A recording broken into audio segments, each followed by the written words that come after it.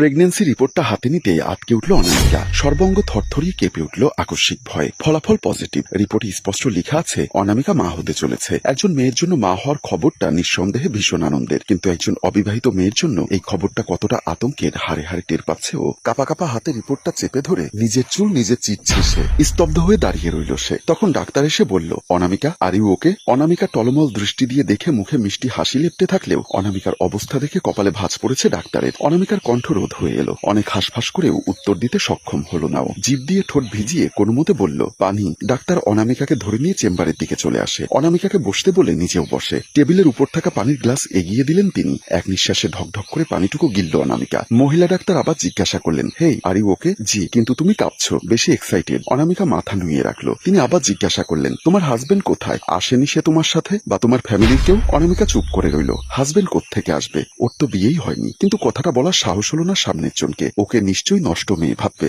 ঘৃণিত দৃষ্টিতে তাকাবে ওর দিকে। অনামিকা যে সহ্য করতে পারবে না তা। মুখে বহু কষ্টে কৃত্রিম হাসি ফোটালো। আমতা আমতা করে বলল, জি উনি তো অফিসে আছেন। আমি অ্যাকচুয়ালি কনফিউজ ছিলাম, তাই ফ্যামিলির কাউকে বলিনি, একাই চলে এসেছি। দেখো, এ সময় এভাবে একা চলাফেরা করা ঠিক না। সব সময় সাথে কাউকে রাখবে। তোমাকে দেখে যা বুঝলাম তুমি এখনো অনেক ইনম্যাচিউর। সাবধানে থাকবে। পরবর্তীতে একটা ডেট লিখে দিচ্ছি, সেদিন আবার চেক আপ করাতে আসবে। চোখ খিচে মাথা ঝাঁকালো অনামিকা। রিপোর্ট হাতে পিলপিল কদমে বেরিয়ে এলো চেম্বার থেকে। বাইরে দাঁড়িয়ে আছে অনামিকা। টেনশনে মাথা ঘুরছে ওর। মা বাবাকে কি জবাব দেবে ও? উফ, কেন এমনটা হলো? কেন এত বড় ভুল করে ফেললো সে? সবটা চিন্তা মাথায় নিয়ে সে বাড়ির উদ্দেশ্যে রওনা হয়। রিপোর্ট বাইরে ছিঁড়ে ফেলে দিয়ে সে অন্য মনস্ক হয়ে ঘরে ঢুকলো। ড্রয়িং রুমের সোফায় বসা বুবলি বেগম হয়তো অপেক্ষা করছিল ওর জন্য। মাকে দেখেই বুকটা হুহু করে উঠল অনামিকার। বুবলি বেগম উঠে মেয়ের পাশে আসে। ক্লান্ত শ্রান্ত মেয়েকে দেখে বুবলি বেগম মেয়েকে নিয়ে সোফার দিকে চলে যায়। মেয়েকে বসিয়ে দিয়ে মা এক গ্লাস পানি আনতে চলে যায়। অনামিকা বেশ টেনশনে আছে, কি করবে না করবে। অনামিকা বসে থাকলো বাধ্য মেয়ের মতো। আজ খালি তৃষ্ণা পাচ্ছে ওর। বুবলি বেগম পানি এনে হাতে দিলেন ওর। মা ঘামার্ত মুখটা আঁচল দিয়ে মুছে দিতে দিতে বললেন, হ্যাঁ রে অনামিকা, কোথায় গেছিলি মা?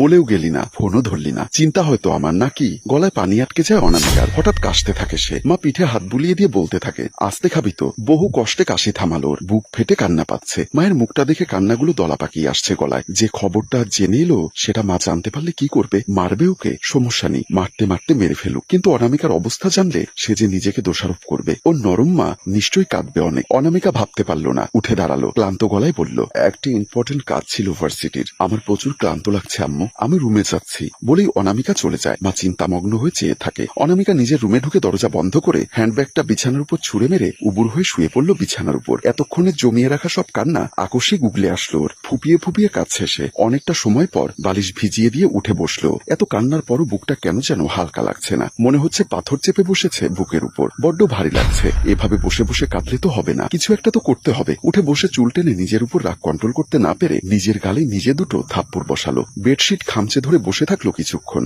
আবার হাঁটুতে মুখ গুজে বসলো। সেখানেও শান্তি পাচ্ছিল না বলে উঠে দাঁড়িয়ে রুম থেকে বের হয়ে গেল। বেলকনিতে এসে পায়চারি করছে। কিছু মাথায় আসতেই থেমে গেল অনামিকা। আকস্মিক কাজলের কথা মাথায় আসতেই চটজলদি ফোন থেকে নাম্বার বের করে কল দেয় বান্ধবী কাজলকে। যদি এই মুহূর্তে কারো কাছে সলিউশন পাওয়া যায় সেটা একমাত্র কাজল। মেয়েটার তুখর বুদ্ধি। ওর কথাই তো হসপিটালে চেক আপ করতে গেছিল অনামিকা। 2 মাস ওর পিরিয়ড সাইকেল মিস হয়ে গেছে। সারাক্ষণ বুকের মধ্যে কেমন জানি লাগতো, খাবারের গন্ধ লাগতো, মাথা ঘুরতো, উইক উইক লাগতো নিজেকে। তবে এত ডিটেলস কাজলকে জানায়নি ও। শুধু উইক লাগার ব্যাপারটা বলেছিল। কাজল বলেছিল অনামিকাকে হসপিটালে নিয়ে যাবে। তবে মেয়েটা আসলো না। নিশ্চয়ই কিছু হয়েছে, নয়তো কাজল কখনো কথার খেলাপ করে না। অগত্যা অনামিকা নিজেই গিয়েছিল। ওপাশ থেকে অপরাধী কণ্ঠে ভেসে এলো, সরি অনামিকা, আসবো বলেও আসতে পারলাম না। এত মাইগ্রেনের ব্যথা উঠেছিল, ইউ নো না। মাথা ব্যথা শুরু হলে হাঁটার শক্তি পর্যন্ত পাই না আমি। সরি দোস্ত, সো সরি। It's okay. কেমন লাগছে এখন তোর? ভালো লাগছে। হসপিটালে গিয়েছিলি? ডক্টর দেখিয়েছিস? কি বললো? ডিটেলসে বল। উইক কেন লাগছিল তোর? তুই একবার বাড়িতে আসতে পারতি। ফোনে কথা বলা যাবে না, অনেক সেন্সিটিভ কথাবার্তা। প্লিজ দোস্ত আয়, একটু কষ্ট কর আমার জন্য।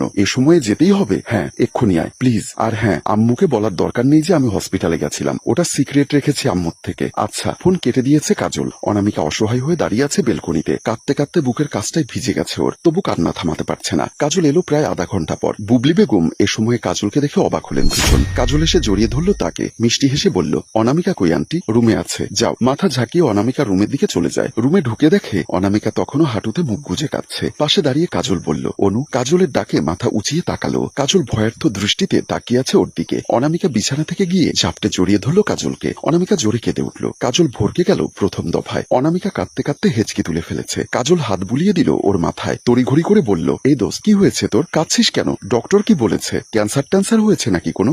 আমি প্রেগনেন্ট কাজল, বহু কষ্টে উচ্চারণ করলো অনামিকা। আকাশ থেকে পড়লো কাজল, কিছুটা চিল্লিয়ে বলল, কি? হ্যাঁ। আবারও ডুকরে কেঁদে উঠল। ভাবলে এখন সান্ত্বনা বাণী দিবে কাজল, এটার জন্যই তো ওকে এত ডেসপারেটলি ডাকা। অথচ ওর ভাবনাকে ভুল প্রমাণিত করে দিয়ে কাজল ঠাস করে চর বসালো ওর গালে। ভরকে গেল অনামিকা, কান্না থেমে গেল ওর। অনামিকা হা করে কিছু বলতে যাবে, তার আগে কয়েকটা চর পড়লো ওর গালে। অনামিকা কান্না ভুলে ভয়ার্থ দৃষ্টিতে তাকিয়ে থাকলো ওর দিকে। কাজল ওর বাহু ধরে ঝাঁকিয়ে বলল, কি বলছিস? ধারণা আছে তোর? মা হবি মানে কি? একটা অবিবাহিত মেয়ে তুই, বিয়ে হয়নি এখনো তোর। কার সাথে কি করেছিস? মুখ ঢেকে কেঁদে উঠলো আবারও। কাজল বিছানার উপর গিয়ে বসে, বিছানায় বসে বলল, এদিকে আয়। কাঁদতে কাঁদতে এগিয়ে গেল অনামিকা। কাজল পা তুলে বসলো বিছানার উপর, শক্ত কণ্ঠে বলল, এই বাচ্চার বাবাকে রিলেশনে ছিলি কারোর সাথে? কই, আমাকে তো একবারও বললি না। অনামিকা চুপ। কাজল ধমকে বলল, চুপ করে থাকিস না অনু, বলে বাচ্চার বায়োলজিক্যাল ফাদারকে। রোহান। চোখ খিচে বলল অনামিকা। কাজল হতভম্ব দৃষ্টিতে তাকিয়ে থাকলো ওর দিকে। গাঢ় স্বরে বলল, আমাদের রোহান? হ্যাঁ। কি করে কি? ভাই, ও আমার বন্ধু, আমাদের চাইল্ডহুড ফ্রেন্ডও। ওর সাথে সব? আল্লাহ, তোরা কি করে করলি এসব? কখন করলি? দুহাতে বাচ্চাদের মতো চোখ মুছলো অনামিকা। কাজলের দিকে সিক্ত দৃষ্টি নিক্ষেপ করে বলল, মনে আছে 2 মাস আগে আমরা কক্সবাজার গেছিলাম, ওখানে একটা পার্টিতে ওয়াইন খেয়েছিলাম, মনে আছে তখন? কাজল, অনামিকা, রোহান ও ইসলাম সবাই বসা। সামনে টেবিলে রাখা ওয়াইনের বোতল আর গ্লাস। অনামিকাকে রোহান দিচ্ছে আর অনামিকা খাচ্ছে, তা কাজল আর ইসলাম খেয়াল করেনি। অনামিকা একটু বেশি খাওয়াতে নেশা চড়ে গেছিল। বাকিরা তো সবাই যার যার নেশায় আছে। অনামিকা হঠাৎ উঠে বের হয়ে যায় সেখান থেকে। অনামিকার পিছু পিছু রোহানও উঠে আসে। যেতেই অনামিকা পড়ে যাবে, এমন সময় রোহান ওকে ধরে ফেলে, মাথায় হাত বুলিয়ে দিয়ে বলল, চল রুমে দিয়ে আসি তোকে। বলেই এক হাতে জড়িয়ে নিল অনামিকাকে, ধরে রুমের দিকে নিয়ে আসে। তারপর কি থেকে কি হয়ে গেল না আমি জানি না ও জানে। সকালে ঘুম থেকে উঠে নিজেদের অবস্থা দেখে মাথা ঘুরে গেছিল আমার। ওকে ঘুমন্ত অবস্থায় রেখে দৌড়ে বেরিয়ে গেলাম। তারপর অনেকদিন কথা বলিনি ওর সাথে। কক্সবাজার থেকে ফিরে আসার পরও ও নিজেও আমাকে এড়িয়ে গেছে সব সময়। ফিল করছিলাম আমি নিজে যেমন অপরাধ বোধে ভুগছি, ওর অবস্থাও হয়তো তেমন। অনেকদিন পরও নিজে থেকেই ডাকলো আমাকে, অনেক সরি বলল, ক্ষমা চাইলো। এসব বিষয় যাতে বন্ধুদের উপর এফেক্ট না ফেলে তার জন্য অনেক চেষ্টা করলো। আমি নিজেও এসব ভুলে যাওয়ার ট্রাই করলাম, ভুলে যেতে অনেকটা সফল হয়েছিলাম। কিন্তু কি থেকে কি যে হয়ে গেল। কাজল চুপ করে থাকলো। অনামিকা মাথা নিচু করে বসে আছে, মৃদু কাঁপছে মেয়েটা। কাজল গম্ভীর স্বরে বলল, এত বড় একটা কথা জানালি না পর্যন্ত ইয়ার? এই তোর বন্ধুত্ব?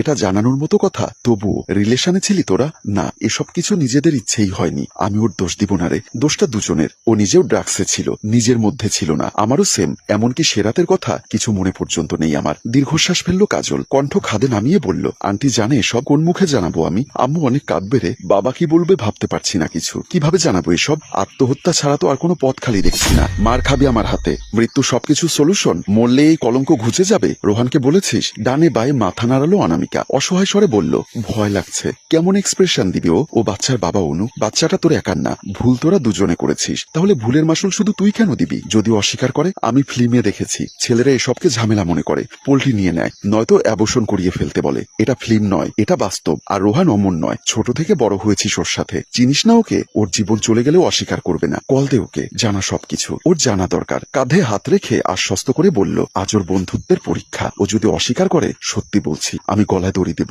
দড়ি কেনার টাকাটা আমি দিব, প্যারা নেই, ফোন কর। অনামিকা ঢোক গিলে ফোন দিল। প্রথমবার রিং হতে হতে কেটে গেল। অনামিকা অসহায় দৃষ্টিতে তাকালো কাজলের দিকে। কাজল ইশারায় আবারও ফোন দিতে বলল। এবারেও ফোন রিসিভ হলো না। অনামিকা এবার কেঁদেই দিল, হেঁচকি তুলে বলল, ধরছে না। কাছিস কেন এভাবে? হয়তো ব্যস্ত আছে। অনামিকা জড়িয়ে ধরে রাখলো কাজলকে। বড্ড ভয় লাগছে ওর, কলঙ্কিত হওয়ার ভয়, মা বাবার সাথে দৃষ্টি মেলাতে না পারার ভয়। রোহান ফোন পেয়ে অনামিকাদের বাসায় আসে। সোফায় অনামিকা ও কাজল বসা। সেও পাশে বসে বলল, কি হয়েছে অনামিকা তোর? অসুস্থ তুই? পরক্ষণই কাজলের দিকে তাকিয়ে বলল, কাজল কি হয়েছে ওর? নিজে ওর এই অবস্থা করে জিজ্ঞাসা করছিস কি হয়েছে? নিলজ্জ, তোর জন্য আজ অনামিকার এই অবস্থা। রোহান তবদা খেলো, বিমুষরে আওড়ালো, আমি কি করেছি? আমি কি করে এমন কিছু করতে পারি যার কারণে অনামিকার কষ্ট হবে? ভনিতা না করে বল ইয়ার, টেনশন হচ্ছে আমার। রোহান, অনামিকা প্রেগনেন্ট, ওর বাচ্চার বাবা তুই। কথাটা শুনেই রোহান বসা থেকে দাঁড়িয়ে যায়। আর এসব আড়াল থেকে শোনে অনামিকার মা। উনি হতবাক। আর এখানে টান টান টুইস্ট রেখে আমাদের গল্প শেষ হয়। সম্মানিত ভিউয়ার্স, একটি ভুলের জন্য